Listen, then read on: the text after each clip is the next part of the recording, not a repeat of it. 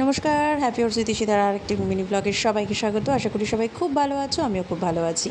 আজকে চলে এসেছি একটা বাটা নিয়ে। তো কয়েকদিন থেকে বেশ বাটা খেতে মন চাইছিল। তো মা কালকে রাতে হঠাৎ বলল যে ইলিশ মাছের সেদিনকে কয়েক মাথা ছিল কিছু, সেটা ভেবেছিলাম কচু শাক দিয়ে হবে, কিন্তু মা বলল না, চল আজকে একটা নতুনভাবে তোকে বাটা করে খাওয়াবো। তো ব্যাস, বাটা মানে তো আমার একেবারে জিভে জল। তো সে মতনই ইলিশ মাছের মাথাগুলোকে লবণ হলুদ দিয়ে মাখিয়ে রাখা হয়েছিল।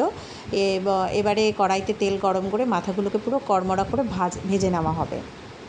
তো সেরকমই মা এখানে দিয়ে দিয়েছে। আর সাথে দেখে নিলে একটু ছোটো ছোটো করে পিস পিস করে পটল কেটে নেওয়া হয়েছে, যেটাও আমার অবশ্যই ভীষণ প্রিয়। তো সেই পটলটাকেও ভাজা হবে, সাথে সর্ষা আর লঙ্কা। এবারে দেখতেই পাচ্ছ মাছগুলোকে পুরো কড়কড়া করে ভেজে নেওয়া হয়েছে। এরপরে কড়াইয়ে যে তেলটা ছিল সেটাতেই পটলটাও ভাজা হচ্ছে। এবারে মিক্সি নিয়ে নিয়েছি। মিক্সিতে এবারে এই মাথাগুলো যেটা রয়েছে সেটাকে বেশ 4-5 বার করে ঘোরাবো আর কি। তো সেই মতন করে ঘুরিয়ে পটলটা দিয়েছি। তারপরে যখন সর্ষাটা দিলাম দেখতে পাচ্ছি হচ্ছে না। অগত্যা আর কি মা সেই শিলনোড়া নিয়েই বসে পড়ল।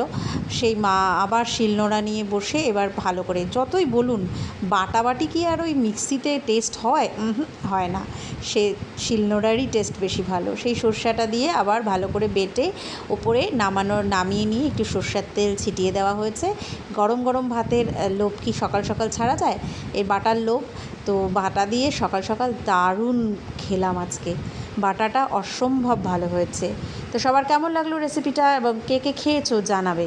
সবাই ভালো থাকবে, সুস্থ থাকবে, সাবধানে থাকবে। চট্টগ্রামের রেসিপি এটা, বাটা। টাটা।